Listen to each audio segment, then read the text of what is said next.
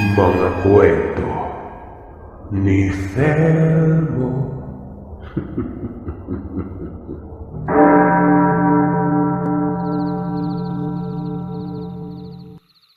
Mga 4 na araw din yon.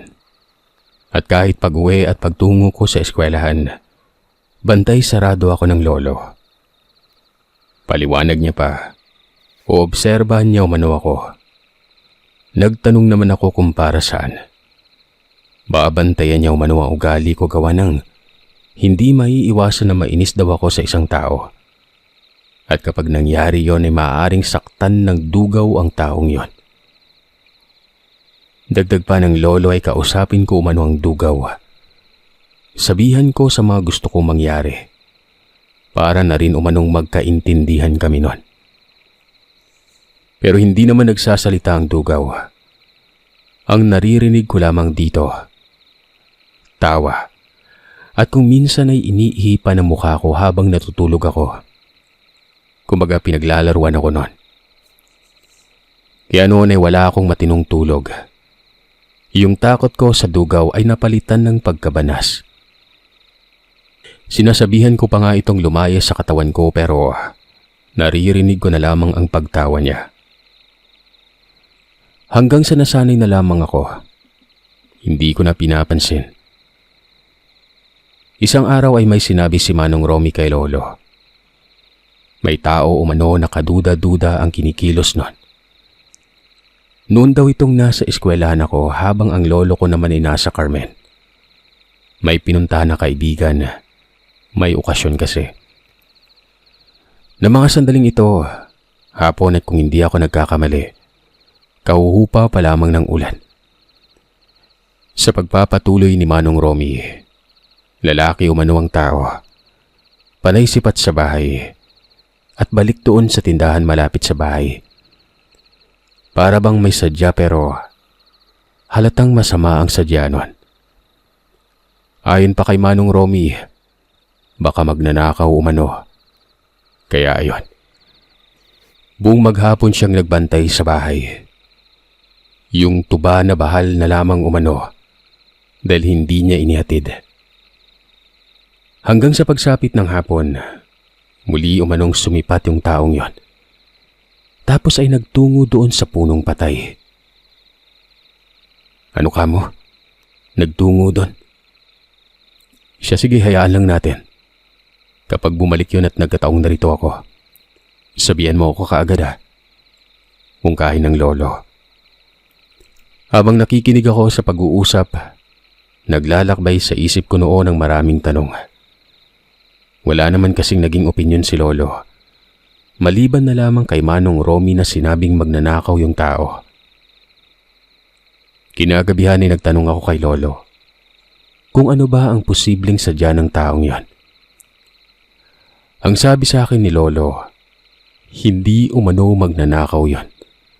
At ang posibleng sadya umano ay walang iba kung hindi ako. Marahil ay may kaalaman ng taong yon na katulad ng aming angkan. Yung pagpunta sa punong patay, masasagot na kaagad doon ang sadya. Malaki ang posibilidad na gusto akong masilayan gawa ng baka alam ng taong yon na nasa akin ang dungaw. Bagamat na ipaliwanag ng maayos ng lolo at nagbukas ang aking pananaw, pero may nanatili pa ring tanong. Bakit naman gusto akong masilayan? Wika ko sa sarili ko. Hanggang doon lang ang sinabi ni lolo. Kaya noon ay nagkaroon ako ng kuryosidad. Gusto kong makita ang taong yon para na rin mapanatag ako. Ilang araw pa ang nakalipas. Dito na nagmungkahi ang lolo na pwede na akong makauwi. Wala na raw problema ang dugaw. Hindi peligro at ayos lamang umano ang pagdadala ko dito. Nasabi ko kasi kay lolo noon na pinaparingkan ko ang dugaw. Huwag mananakit ng tao, lalo na kung miyembro ng pamilya namin nun. Kung anong gusto kong mangyari ay dapat sumunod ito sa akin. Lagi ko yung pinaparinig. Nakalimutan ko pala na ang dugaw ang dapat kong pakinggan imbis na siyang makinig sa akin. Alam niyo ba, pagkatapos kong umuwi ng amin, dito na nagpapakita sa akin ang dugaw. Sinasabihan kong itong huwag magpapakita sa mga magulang ko. Nagalit sa akin nun. Ang sabi ako lang daw ang nakakakita sa kanya at naiirita umano siyang laging pinagsasabihan. Alam niya umano ang ginagawa niya. Pinagmukha ko umano siyang paslit na utusan. Hindi daw siya utusan kung hindi kaibigan. Kinabahan ako noon kasi ang tono ng pananalita niya ay para bang gusto akong saktan. Yung mga mata, nakadungaw sa mga mata ko. Nanginginig ang katawan ko noon at gusto kong sumigaw pero nagpipigil lang ako noon. Wari ba'y matapang lamang ako kapag wala na ang dugaw pero nang magpakita ito sa akin ay para akong lutang na kaluluwa. Oo, aminado ako na sinabi ko sa kanya ang gusto kong mangyari. Pero galit na galit ito habang nakatitig sa akin. Kung kaya noon ay hindi na lamang ako nagsalita sa tuwing magpapakita siya sa akin noon. Tama ang lolo. Kung ano ang sinasabi ng nilalang, ito ang tama. Dahil lahat naman ng mga salaysay sa akin ng dugaw, para ding bukang bibig ng tatay ko. Puro paalala nun. Hanggang sa isang umaga, habang patungo ako sa eskwelahan noon ay napansin kong tila may sumusunod sa akin. Napapadaan kasi ako noon sa Pilapil, kung kaya't nalalaman ko kaagad kung may nakasunod. Kaduda-duda pa ang kinikilos nun. Lalaki ito, nakayuko lang. Sinisipat ko lang pero pabilis ng pabilis ang lakad niya. Hanggang sa mga 2 dipa na lamang siguro ang layo namin ay bigla na lamang itong nagsalita sa likuran ko. Ang sabi nito, sumama daw ako sa kanya dahil kung hindi, sasaktan niya ako noon. Napahinto ako noon. Hindi ako nakagalaw. Binalot ako ng pangamba. Hanggang sa umabante pa siya ng lakad at hinawakan ng balikat ko. Tinulak niya ako noon. Hanggang sa makarating kami sa dulo ng Pilapil. Kapag lumilingon ako sa kanya, hinihigpitan niya ang pagkahawak sa balikat ko. Pumiglas ako noon pero ang lakas niya. Ang sabi pa niya sa akin ay kapag sumigaw daw ako ay papatay niya ako noon. Tinulak niya ako ng tinulak hanggang sa makarating kami sa kalsada. Doon ay may nakita akong van. Sa maniwala man kayo o sa hindi, mabilis na pumasok sa isipan ko na kikidnapin ako ng taong yon. Nang malapit na sa van, bigla na lamang akong binitawan ng tao. Dito naman ay nagtataka ako. Tiningnan ko siya. Umatras siya at parang takot na takot nun. Tapos yung driver ng van, sumisigaw na ipasok na umano ako sa van, pero hindi nangyayari yon. Hindi lumalapit yung tumutulak sa akin. Dito na ako tumakbo. Patungo ako noon sa masukal na damuhan. Bumaba ang driver at narinig ko ang pagsigaw nito habang sumusunod. Ang sabi ay ba't daw ako pinakawalan at panay pa ito ng bigkas ng mabibigat na salita. Ako naman noon ay walang tigil sa pagtakbo hanggang sa naabutan ako ng driver. Sa maniwala man kayo o sa hindi, pagkasakal niya sa akin noon. Bigla na lamang natilapon yung tao na wari ba may tumamang malakas na bagay dito na hindi nakikita. Hindi na yun bumangon pa matapos sumubsob sa lupa noon. 3 silang lahat. Bukod sa driver at yung tumulak sa akin ay may isa pang nasa loob. Paparating na rin yon sa kinaroroonan ko pero nagulat ito ng ilang distansya na lang na yun bang gusto sana akong dakmain pero bigla na lamang umatras nun. Kitang-kita ko na dilat na ang mga mata na wari ba'y nakakita ng sobrang nakakatakot na nilalang. Nangilid na ang luha ko noon at marahan akong umatras. Pagtalikod ko ay narinig kong may dumaing. Binalikan ko ng tingin yung tao hanggang sa ganoon na lamang ang panlalaki ng mga mata ko. Dahil dalawa na ang nakatumba sa lupa. Ano bang nangyayari nun? Lumis ako ng daan. Pinagpatuloy ko ang pagtakbo. Hindi na sa pilapilan kung hindi sa kawayanan. Binilisan ko ang pagtakbo noon at hindi ako dumiretso sa amin. Dumiretso ako sa bahay ni Lolo. Nagsisisigaw ako malayo pa lang. Bumungad ang lolo ko na habang papalapit ako noon ay nakikita kong nagtataka siya. Kaagad kong sinabi na may nagtangkang dumukot sa akin. Tinuro ko pa kung saan banda. Nagmungkahi naman si Lolo kay Manong Romy na puntahan nila yon. Walang sabi-sabing nagtangkil ng itak si Manong Romy, habang si Lolo naman ay may dalang itong kung anong bagay na nakasukbit sa may tagiliran niya. Hindi naman patalim yon. Basta kahoy na kulay itim at pahaba. Ako naman noon ay sumunod sa kanila. Malakas ng loob ko dahil may kasama na ako. Hanggang sa makarating kami sa kalsada. Naroroon pa rin ang van at nakita ko yung humatak sa akin. Tinuro ko ito at sinabing, "Yan po. Yan po yung dumukot. May kasama pa yan. Naroon po sa damuhan, oh. Bigla na lang bumulagta eh. Tumakbo lang po ako ng tumakbulo." Kaagad naman nilapitan ni Lolo yung taong tumulak sa akin. Dinuro niya ng kamay ito at sa maniwala man kayo o sa hindi. Sumandal sa van yung tao at parabang hindi ito makagalaw. Sabi pa ng Lolo, "Ano ang pakay ng mga ito sa akin?" Ayon sa lalaki, napag-utusan lamang daw sila. Nadukutin ako. Tinanong naman ni Lolo kung sinong nag-utos hanggang sa may binanggit na pangalan ng lalaki nun. Doon ay parabang nagulat si Lolo. Nakakunot ang mukha nito habang nakatingin sa malayo. Lumapit naman ako. Tinanong ko kung anong problema. Pero habang nangyayari yon, nakatitig ako doon sa tao. Iwas ito sa akin.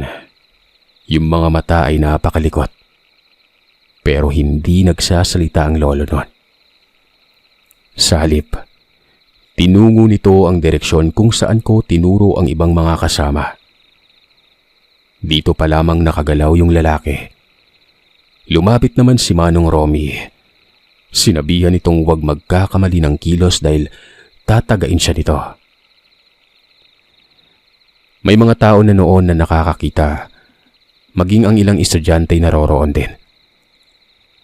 Nahiya naman ako kung kaya kaagad kong sinundan ng lolo. Doon ay nakita ko si Lolo na kinakalabit ng paa ang mga taong nakahiga sa lupa. Buhay pa naman umano ang mga ito pero halatang may masakit sa katawan.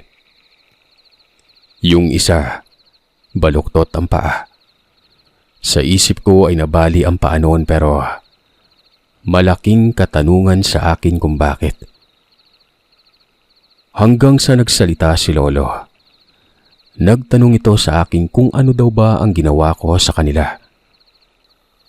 Naguluhan ako sa sitwasyon pero sinabi ko kay Lolo na wala naman. Katunayan, ang mga tao pa ang may ginawa sa akin noon. Basta nakatayo lamang ako noon at bigla na lamang natilapon ng isa. Tumango naman si Lolo. Tapos ay binalikan ng lalaki doon sa van. Hindi na ako sumama. Nahiya akong magpakita noon. Tingin ko pa ay may mga kaklase pa akong nanonood. Lalo't maaga pa at alam ko sa sarili ko na maraming dadagsang estudyante. Mabuti na lamang at walang pulis. Tiyak na magkakagulo na. Nakikita ko naman ang van. Maya-maya pa'y kinawayan ako ng lolo. Nakuha ko naman kaagad ang ibig sabihin nun. Uuwi na kami. Sinalubong ko sila lolo sa pilapil. Nagtanong ako kung anong nangyayari. Aminado naman ako na balak akong dukutin pero gusto kong malinawan ang isip ko. Pero iba ang sinabi ng lolo nun. Huwag na umano akong pumasok. Pagkatapos noon ay naglakad na ang lolo pauwi nun. Hinawakan naman ako ni Manong Romy sa kamay. Hila-hila niya ako habang binabagtas namin ang maliit na daanan. Sa mga sandaling yon, hindi ako umuwi ng bahay. Sumama lamang ako kay lolo. Alam ko sa sarili ko na tatanungin ako ng mga magulang ko kung bakit hindi ako pumasok. Hirap namang ipaliwanag yung sitwasyon ko, di ba? Biruin mo, dinukot. Tiyak na mag-aalala mga magulang ko nun. Isa pa, wala akong marason nun. Kung kaya pinili kong sa bahay na lamang ng lolo. Kinukulit ko si lolo noon. Sangkatutak na tanong ang sinabi ko. Kasama na yung nangyari sa dalawang lalaki. Dito ay sinabi ni lolo na hindi siya sigurado pero parang gagawin daw akong alay. Papatayin ako at kukunin ang dugaw sa katawan ko. Idadaan muna sa pag-aalay para malipat ang dugaw. At ang taong minsang nagmasid sa bahay, yun ang taong magsasagawa ng alay at nag-utos na ipadukot ako nun. Kilala ni lolo ito. Naitago na lamang natin sa pangalang Victorio. Ayon sa lolo Juan, itong si Victorio umano ang matinik na mangkukulam. Noon ay bumibisita umano sa lugar namin. Naging matunog kasi ang pangalan nito patungkol sa hiwaga ng patay na sinukuan. Nakausap ito ng lolo noon at balak kumuha ng kapirasong kahoy ng sinukuan. Pero binigyang babala ng lolo. Naayos lang namang kumuha. Yan daw ay kung walang mangyari. Gawa ng kahit itong si lolo, hindi tinangkang kumuha ni kapirasong tipak ng kahoy nun. Isang gabi umano ay may mga taong dumako sa lugar. Nakita ni lolo na naroroon papunta sa puno. Hinayaan lamang ng lolo Juan. Alam niya sa sarili noon na grupo ito ni Victorio. Minasdan niya lang. Hanggang sa nagsigawan umano ang mga ito at nagpulasan. Nakita ni lolo na tumatakbo sa palayan. Nabulabog pa nga umano sina tatay nun. Natitiyak ang lolo na nagpakita o hindi naman kaya'y nagparamdam ang dugaw. Dagdag pa ng lolo Juan, yung nangyari umano kanina sa dalawang lalaki. Kagagawan umano yun ng dugaw. Mabuti na nga lang umano ay hindi namatay yun. Sinabi ko naman na hindi nagpakita ang dugaw at wala ding paramdam sa akin. At papanong naging dugaw ang dahilan? Sino ba sa tingin mo ang gagawa nun? Hindi mo man siya nakita pero natitiyak akong siyang dahilan. Kita mo naman yung pinsala, di ba? Yan ang sinasabi ko sa'yo. Babantayan ka ng dugaw sa anumang banta. Matapos kong marinig ang mga sinabi ng lolo, hindi na ako nagsalita pa. Nagbihis na lamang ako noon. May mga damit naman ako sa bahay ni lolo. Sabi ko pa ay huwag akong isusumbong sa mga magulang ko. Ang tugon naman ni lolo ay hindi niya gagawin yon. Magiging abala lamang daw at magdudulot ito ng tensyon sa tatay at nanay ko. Buong araw ako noong nasa loob ng bahay. Kinakausap ko ang dugaw pero hindi tumutugon. Hanggang sa pagsapit ng hapon. Kasalukuyan noong may ginagawa si lolo. Hindi karaniwan sa akin ang ginagawa niya. Nagkukot-kot ito ng uling sa may puwitan ng kaldero. Nilagay niya ang uling sa dahon ng buyo, tapos ay binalot at isinubo sa bibig niya. Iniisip ko noon na para bang nagngananga si Lolo. Nginunguya niya kasi yun. Akala ko pa nga'y lulunukin kaso dinura niya ito sa nagbabagang uling. Maya-maya pa ay nakita ko ang lolo na tumatango. Para itong baliw na nagsasalitang mag-isa lang. Dahil na rin sa pagtataka ko noon, tinanong ko ang lolo kung ano bang ginagawa niya. Ang sabi niya sa akin ang tawag umano doon, pagtatawas. Siyempre wala akong alam sa pagtatawas na yun pero pinaliwanag niya sa akin na para daw itong naghuhula. Pwedeng mali, pwede ding tama. At maraming pamamaraan ng pagtatawas nun. Kahit nasa matinding tensyon ako dulot ng pangyayari, napatawa ako kay Lolo. Paano ba naman kasi ay para siyang kumain ng pusit. Habang nagsasalita siya ay ang itim ng kanyang mga ngipin. Pinagalitan ako ni Lolo at ang sabi wag daw siyang pagtawanan dahil balang araw umano ay mararanasan ko ang mga ginagawa niya. Kung kaya noon ay natahimik ako. Nagpatuloy naman sa pagpapaliwanag ang lolo. Inaalam niya umano ang kondisyon ng paligid. Bali sinusuri niya kung may mga itinimba na sumpa si Victorio. Dahil itong si Victorio umano ay maalam din at tipikal sa mangkukulam ang magtanim ng sumpa sa isang bahay kung saan may balak na masama. Mabuti na lamang umano at naisipan ni Lolo yon.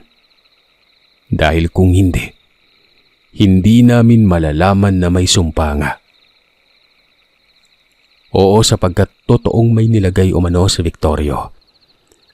Ito ang aalamin ni Lolo kung saan banda nilagay. Tumayo ang Lolo at nagtungo sa bakuran. Sinisipat niya ang mga haliging kawayan hanggang sa makarating doon sa tarangkahan. Tapos ay may kinalkal siya sa lupa nun. At doon ay nakita ko na may dinampot ang lolo. Tela ito na kulay dilaw. At ang laman ay 2 garapa. Panay bitaw ng mabigat na salita ni Lolo. Sabi niya ay pangbasag umano ang nilagay. Basag ng poder para malayang makakapasok sa lugar ang kulam. Halos wala akong maintindihan sa mga sinabi ni Lolo. Ang malinaw lamang sa akin ay ang katagang kulam nun. Ayon pa kay Lolo, kung maaari ay wag muna akong papasok sa eskwela. Dahil matindi ang pagnanais sa akin ng mangkukulam na si Victorio. Ito naman ang siyang labis kong pinaproblema nun. Dahil tiyak na bababa ang marka ko sa eskwela. Hinahabol ko pa naman noon ang antas na mabigyan ako ng gawad bilang may mataas na marka. Isa pang problema ko, bagaman walang alam ang mga magulang ko sa nangyari sa akin pero magkakaroon sila ng agam-agam kapag hindi ako pumasok. Kaya hindi maiiwasang malalaman talaga nila ang lahat sa uli. Sinabi ko ang problemang yun kay Lolo. Ang tugon naman niya sa akin, siya na ang magpapaliwanag sa magulang ko nun. Wala din naman umanong mapagpipilian kung hindi pa daw nagtanim ng sumpa ang mangkukulam. Posibleng mababaw lang ang interes noon sa akin. Pero dahil nga sa natuklasan niya, alam ni Lolo na delikado talaga kahit pa umano may gabay akong dugaw. Dahil ang mangkukulam umano, parang albularyo lamang din. Pwedeng alisin ang dugaw sa katawan ko. Wala umanong magagawa ang dugaw lalo na kapag napapailalim sa orasyon. Kahit labag man sa loob ko ay sumang-ayon na lamang ako nun. Kinabukasan, maagang pinuntahan ng lolo ang mga magulang ko. At ilang sandali lang ay bumalik na ito.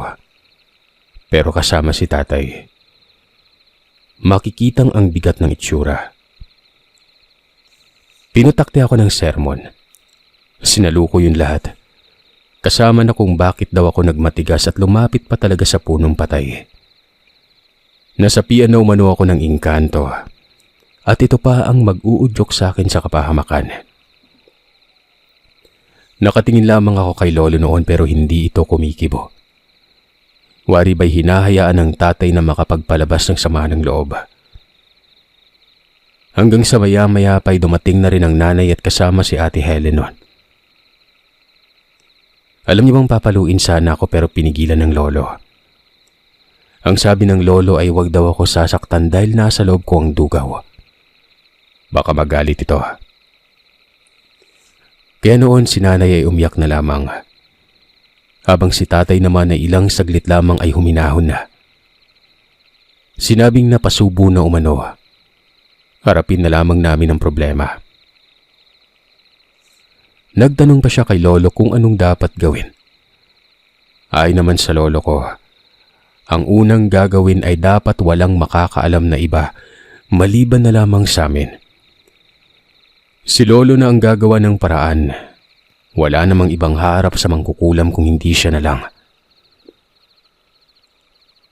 Nak, ako nang pupunta sa eskwelahan. Baka bigyan ka ng konsiderasyon. Ipapaliwanag ko doon na may karamdaman ka. Kung tatanungin ka, sabihin mong totoo ha. Maliwanag ba? Sige na Aurora. At marami pang gawain sa bahay. Ikaw naman Helen, maigi sigurong samahan mo ang kapatid mo dito sa bahay ng lolo mo. Uwi ka ng tatay nun. Tumango lamang ako at si ate naman ay nagpaiwan. Pumayag ito na samahan ako. Akala ko pa nga ay galit ang ate noon pero nag-aalala pala ito sa akin. Hindi na ito mabigat magsalita. Napakamalumanay at nakakapanibago. Ang sabi pa ng ate ay magdadasal umano siya at tutulong sa lolo sa kung anong gagawin. Napangiti naman ang lolo at ang sabi ng lolo Juan na si ate daw ang may kalidad na pwedeng maging katulad niya maliban sa akin. Ako daw kasi gawa lang ng kakulitan. Yun na nga ang nangyari. Naging maayos naman ang lahat. Si tatay ay nakapagpaalam na pero malaki pa rin ang posibilidad na bababa ang marka ko noon. Sa pagkakaalala ko noon si nanay at tatay, doon na rin sa bahay ni lolo nananatili. Umuuwi na lamang kapag inaasikaso ang mga alaga namin na para bang lumipat na kami ng bahay noon. Ay naman kay lolo, mas mabuti nang nasa iisang tahanan lamang kami dahil natitiyak niyang ligtas kami at walang madadamay. Nagakda ang lolo ko noon ang araw kung kailan siya kikilos. Pupuntahan niya umano si Victor. Isasama niya si Romy. Kukumprontahin niya umano ang mangkukulam at kapag hindi nadala sa pakiusap nun, mapipilitan siyang makipagkumbate dito.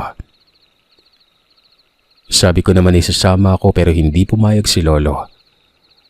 Humadlang din ang tatay dahil napaka-peligroso umano ang kalagayan ko noon. Hanggat maaari habang hindi pa natatapos ang problema, mananatili ako sa bahay. Hanggang sa isang gabi, kasalukuyan noong kausap ni lolo si Manong Romy. Naririnig ko ang pinag-uusapan nila. Ito ay patungkol sa pag-alis nila. Dapat daw ay hating gabi sila tutungo at mamaya na yon. Alam naman umano ng lolo kung saan nakatira dahil nakuha niya sa pagtatawas ang kinaroroonan. Namangha ako kay lolo noon. Biruin mo, sa ganoong paraan ay malalaman niya talaga ang sitwasyon. Naroroon sila sa likod ng bahay. Sa kusina na kung saan may mahaba ang antigong lamesa.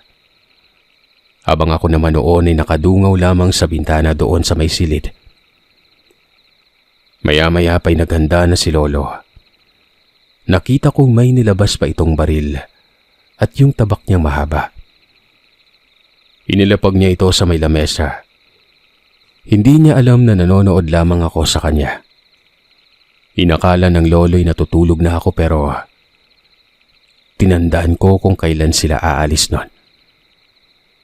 Nilapag niya rin ang 2 medalyon niya At sa pagkakaalam ko ay ito yung San Benito at Satur na binanggit sa akin ng aking ama. Itim ang kulay na waribay gawa lang sa kahoy. Hanggang sa hindi malamang dahilan, bigla ko na lamang narinig ang boses ng dugaw. Ang sabi nito'y mapapahamak umano si Lolo. Dagdag pa ng dugaw, samahan ko umano si Lolo nun. Ang dugaw na umano ang bahala. Nagpakita sa akin ng nilalang. Pero anino lamang ito na tumama sa dingding. Mabuti na lamang at tulog sila nanay at tatay noon. Hindi ko alam kung papayag ba ang lolo. Lumabas ako ng bahay. Nagulat pa siya nang makita ko. Tinanong niya kung bakit pa ako gising.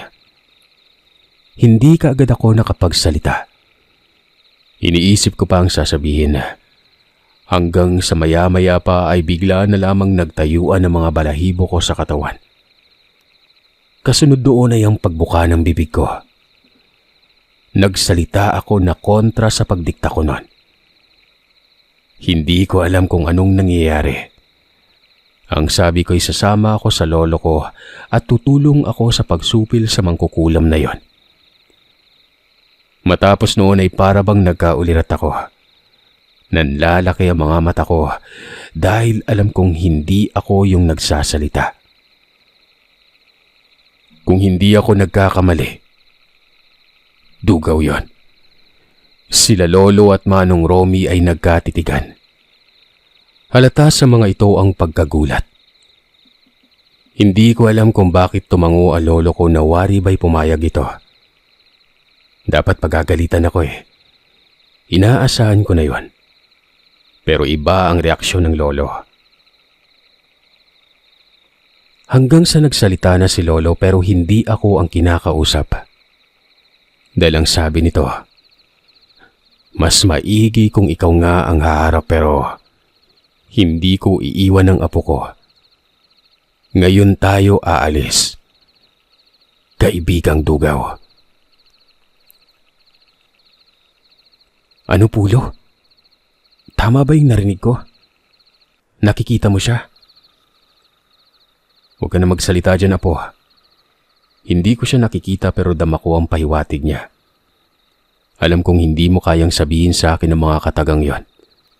Duwag ka eh. Puro ka lang kakulitan. Walang seryoso.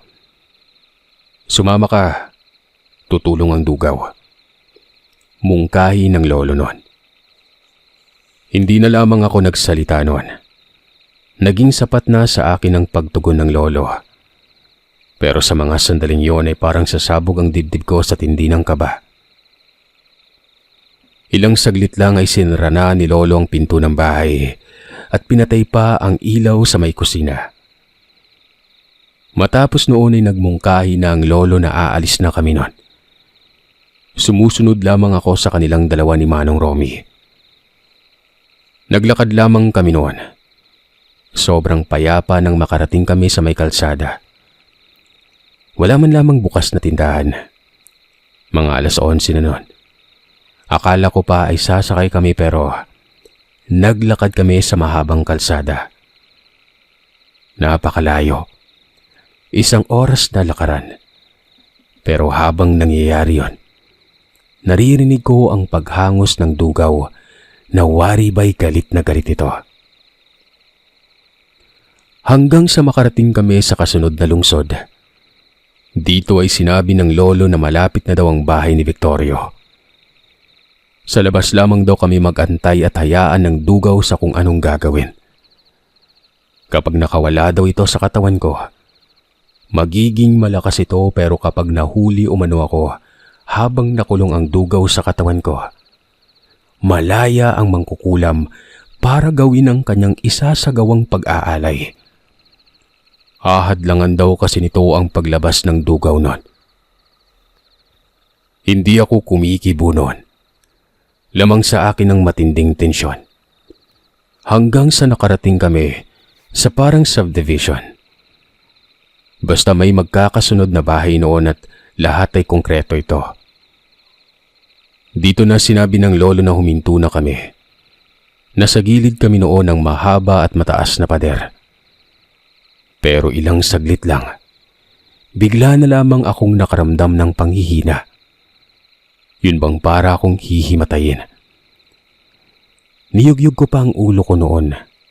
Nawala naman kaagad yun. Nagtaka ako at sinabi sa lolo ko kung ano ang nararamdaman ko. Ayon naman sa kanya, wala na umano ang presensya ng dugaw. Lumabas na umano yon sa katawan ko. Marahil ay gumagala na umano ito sa paligid ng kabahayan. Tumango lamang ako kay lolo. Balot ako ng halong emosyon noon. Pagtataka, pagkatakot at pagkamangha. Biro mo, ganun palang isang gabay. Ewan ko lang sa iba, dahil may gabay naman ng ilang mga may karunungan. Wala akong idea kung anong ginagawa ng gabay nila nun. Diba, lahat naman ng biyasa ay sobrang higpit para sa sarili. Ayaw ipagsabihan kung anong meron sila. Bueno, balik tayo sa kwento. May isang oras din yung pag-aantay namin sa labas.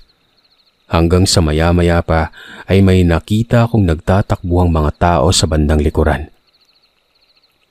Kita dito ang pagkataranta at mabilis kong napagtanto na ang kinatatakutan ng mga ito ay ang paggambala ng dugaw. Ang sabi ng lolo ay para lamang daw ginambala ng demonyo ang mangkukulam. Tiyak nakatikim na umano sa mga sandaling yon. Sa lupit ng engkanto. Hanggang sa ilang saglit lang, sinabi pa ng lolo na puntahan namin ang bahay. Doon ay sumunod lamang ako sa kanya. Nakabuntot naman si Manong Romy na waribay sundalo na nagtitiktik. Hanggang sa nakarating kami sa tapat ng malaking bahay nun.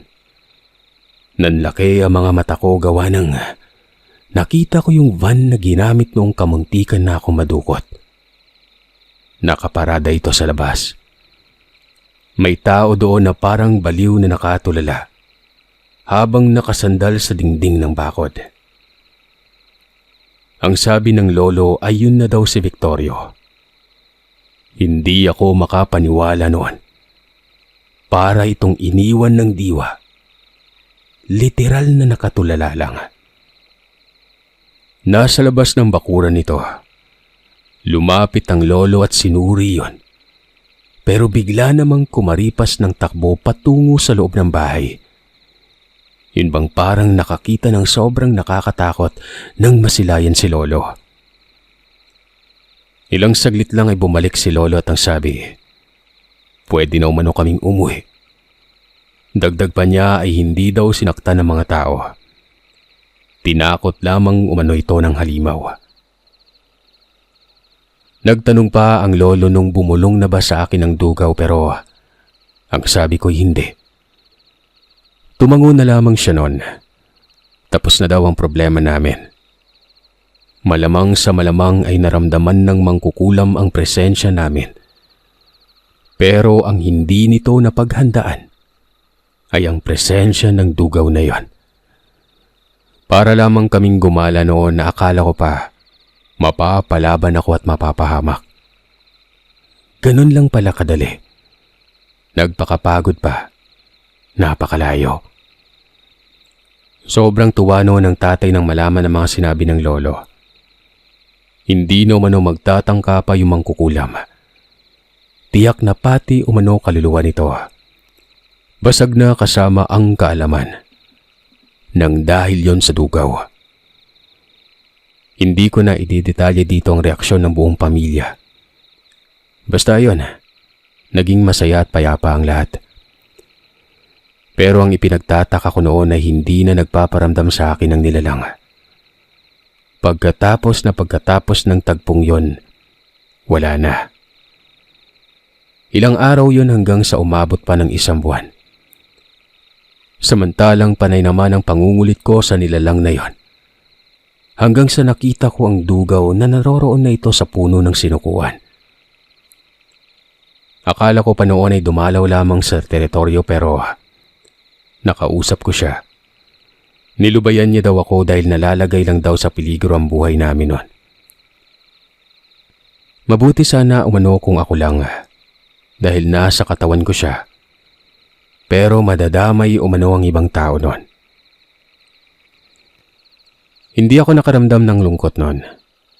Bagos ay tuwang-tuwa pa ako pero ayon sa dugaw, bagamat nasa teritoryo siya, papasok at papasok pa rin umano siya sa katawan ko. Anumang oras na gustuin niya. Iniisip ko noon na para akong sasakyan. Gawa ng dahil sa akin ay makakagala ang nilalang pero hinayaan ko na lamang yon. Hanggang sa ngayon, nakikita ko ang dugaw. Albularyo na ako kagaya ng inaasahan ko nung bata ako. Totoo pala talaga mga nilalang. Noong nagkaroon na ako ng karunungan, hindi lang ang dugaw ang nararamdaman at nakikita kong elemento. Sobrang dami nila. Iba't ibang klase. At ni isa siguro, hindi nyo magugustuhan kapag nagpakita sa inyo. Ako, nasanay na lang. Hanggang dito na lamang po ang kwento ko. Siguro, kung magpapadala ako sa susunod ng sulat, patungkol naman sa pagiging albularyo ko. Pero kaakibat ko pa rin dyan ang dugaw. Gawa ng doon ako humihingi ng tulong sa kanya.